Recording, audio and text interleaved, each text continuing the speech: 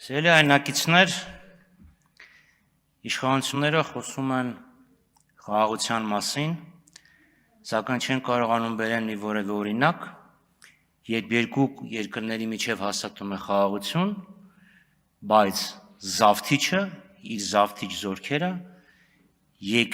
մյուս երկրից չի հանում։ Չեն կարողանում նշել մի որևէ դեպք,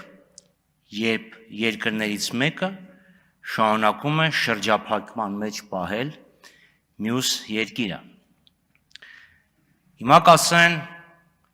օգոստոսի 8-ին ստորագրվեց մի պատմական երկկողմ հռչակագիր,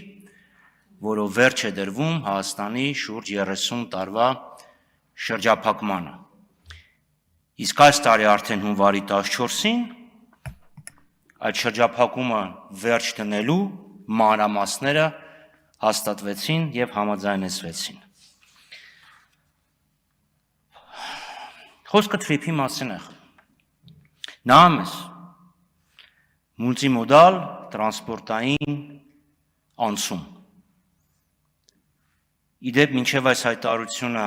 երբ անոնսը գնում էր հայտարարությունը, որ պետք է կողմերը հանդիպեն,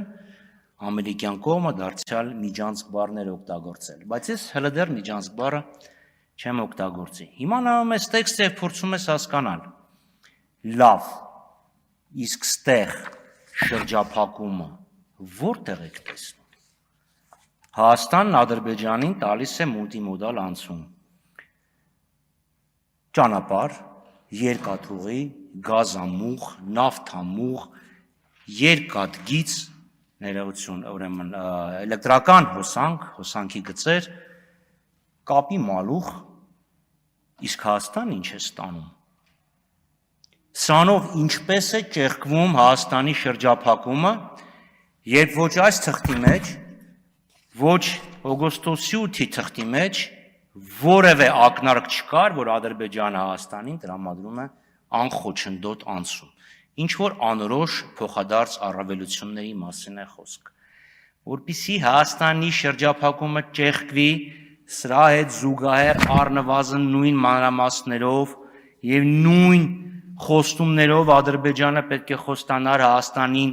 առնվազն Նախիջևանի միջով տրամադրել անխոչնդոտ ոչ միայն անցում, այլ նաև գազամուղ,